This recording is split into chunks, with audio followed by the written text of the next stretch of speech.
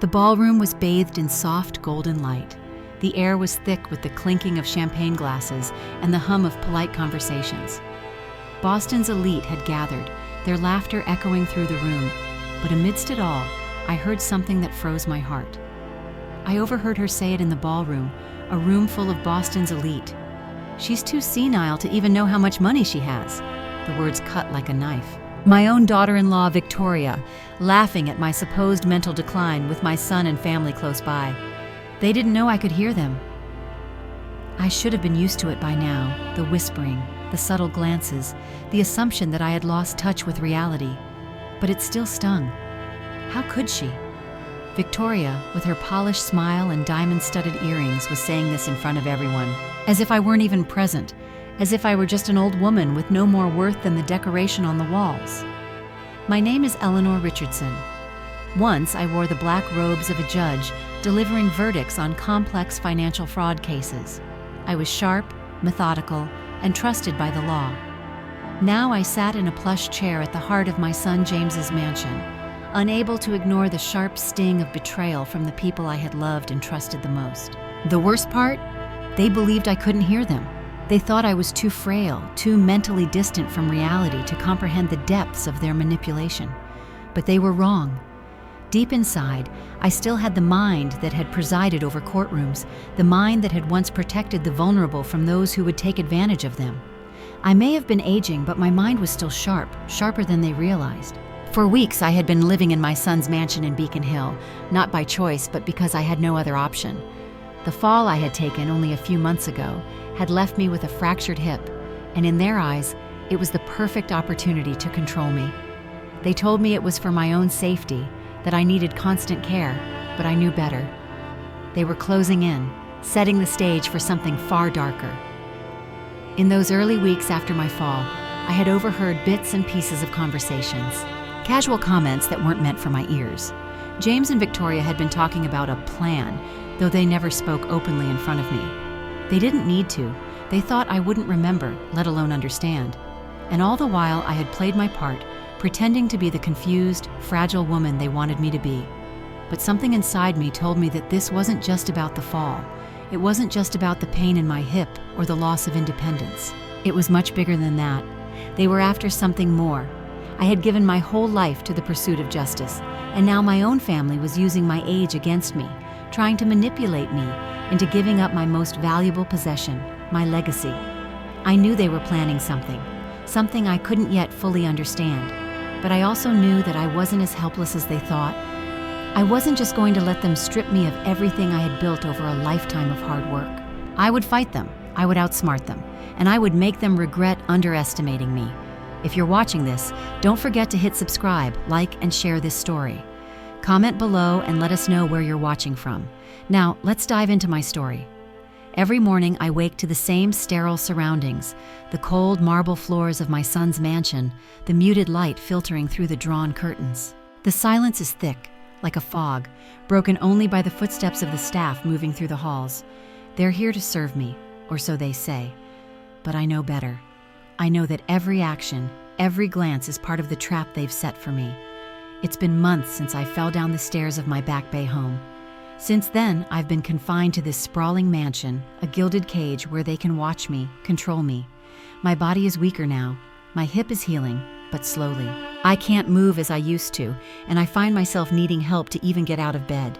The constant pain has become a familiar companion, and yet, despite all of it, my mind is as sharp as it ever was. That's the thing they don't understand. They think my age, my body will betray me. They think I'll lose my grip on reality and with it, my ability to see through their schemes, but they're wrong. I see everything. Victoria is relentless in her efforts to care for me. Every morning she checks on me like I'm some fragile doll, too delicate to be trusted with anything. She hands me my medication, watching me swallow it with a practiced smile. She's careful not to let me see the true contents of the pills. I've noticed that she's changed my prescriptions, replaced my painkillers with sedatives that leave me groggy and sluggish. Her voice is always sweet, but I can hear the control in it, the subtle push that forces me into submission. James, my own son, is no better. He's distant, detached, though I can tell he's been under pressure. There's a coldness in his eyes when he speaks to me now. He's not the same person I raised. I can feel his ambition, the greed just beneath the surface. I overhear him talking to Victoria, discussing plans for the future, for the business. But the words are always vague, and my heart sinks with each passing day as I realize what they are planning. I am nothing but a pawn in their game. They want to have me declared legally incompetent so they can seize everything I've worked for. The house, the wealth, the foundation Robert and I built together, it's all part of the legacy they are ready to take. I know now that I've been the target all along. But they underestimate me. They think I am weak, that they can isolate me in this mansion and control my every move. They haven't seen the fire that still burns inside me. As the days drag on, I begin to plot my revenge. Not through anger, but through strategy. Every conversation, every whispered word I overhear becomes a piece of the puzzle. I start taking notes, small ones, hidden where no one will think to look. In the night, when the house grows quiet and the guards are busy with their rounds, I sneak my recorder from beneath the pillow. I record their conversations, the lies, the schemes. There's a thrill in it, a sense of power that I haven't felt in months. They don't know I'm onto them, don't know that every lie they tell is being carefully cataloged. But it's not just about gathering evidence. It's about proving that I still have the mind, the strength, to take control of my own life. The anger that had simmered inside me begins to solidify into something sharper. I'm not going to let them take what's mine without a fight. I won't let them rewrite the narrative of my life and my legacy. Despite my anger, there's a deep ache that I can't escape. These are my people. James is my son, and Victoria, well, she's the woman he chose to marry. I once welcomed her into our family with open arms, but now she feels like a stranger, an intruder. It's painful to admit, but I have to face the truth. They're not just trying to take my wealth. They're trying to erase me, to rob me of my place in this family. I never imagined that the people I loved and trusted would betray me like this. The grief is a constant undercurrent, but I push it down, knowing that I have to stay focused. I can't afford to let my emotions cloud my judgment. Then, a glimmer of hope, an unexpected ally. Abigail, my granddaughter, has been more than a silent observer. Over the months, I've noticed the subtle resistance in her eyes when her parents speak about me. Unlike the rest of them, she hasn't bought into the narrative they're selling. She questions the care they provide, the constant monitoring of my every move. It's as if she's still holding on to the woman I used to be, the woman they're trying to bury. One night, while I'm sitting by the window, watching the rain fall in sheets, I catch her eye across the room. A brief glance, a flicker of understanding. I know then that she's the one I can trust, the one person who hasn't been completely swept up in their scheme. I take a deep breath and begin to signal her. I don't have much time before they'll notice. Using the little mirror from my vanity, I flash the old Morse code we used to practice together. 3 short flashes, 3 long flashes, 3 short flashes, SOS. It's a risk, but I have no choice. The silence in the room is deafening as I wait. Then, a moment later, a flicker of light from her bedroom window.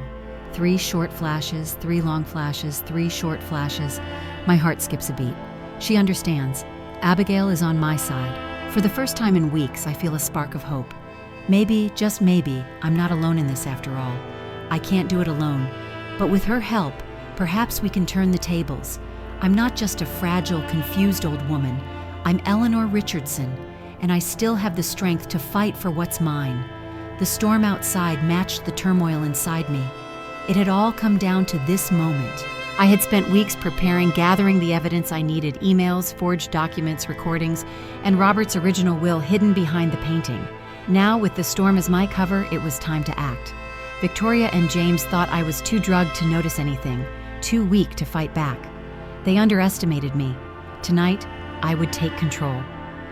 The house was unnervingly silent as the wind howled outside, the rain beating against the windows. But I was alert, aware, ready. The plan had been set in motion.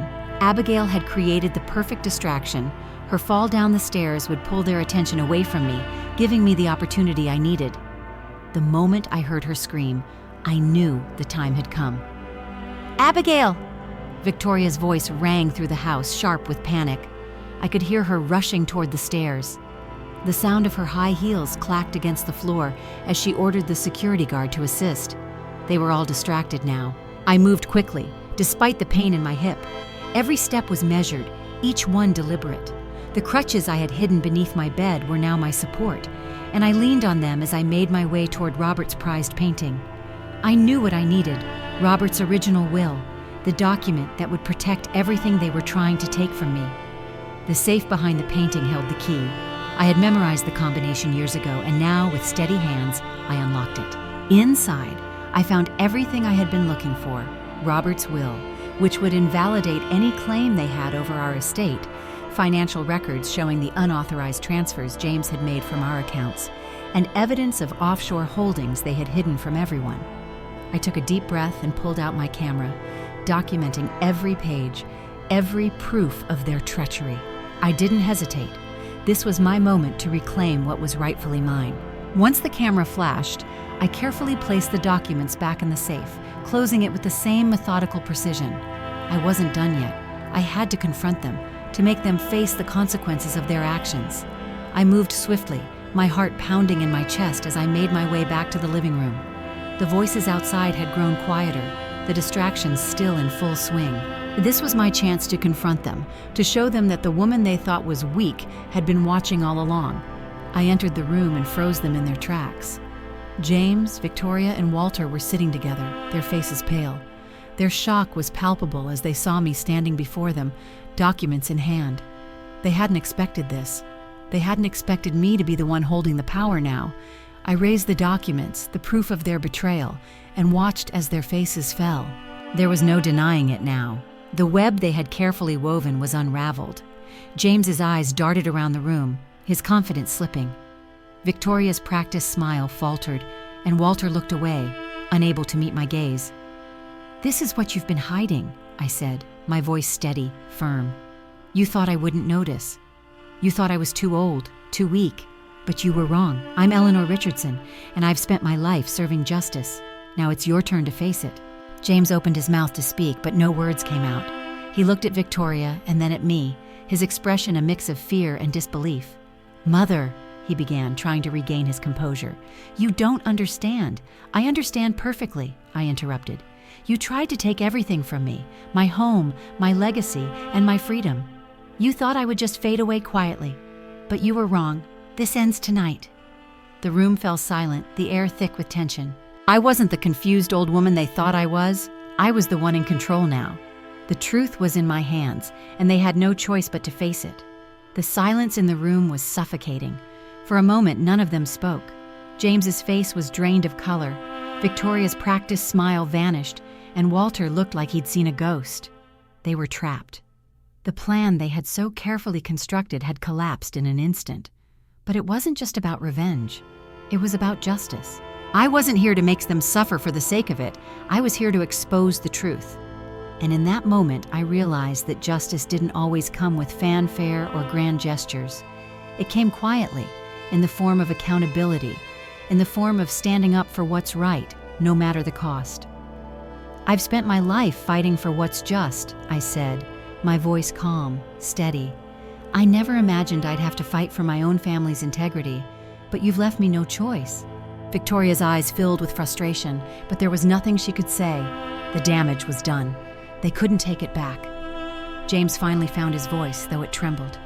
"You'll regret this, Mother," he said. But there was no conviction in his words, only fear. "I regret nothing," I replied. "What's lost is already gone, but at least now there's truth, and that's all I need." With the truth in my hands, I stood tall, unshaken. The woman they had tried to diminish was still here, still fighting. For myself, for Robert, for everything we had built together. As the authorities arrived to take the evidence into their hands, I watched James, Victoria, and Walter slowly retreat. It wasn't about the assets or the house anymore. It was about reclaiming my dignity. I may have lost my family, but I had regained something far more important, my peace. "Thank you for listening," I said softly. "Justice, no matter how long it takes, will always find its way home." And with that, I knew I had won.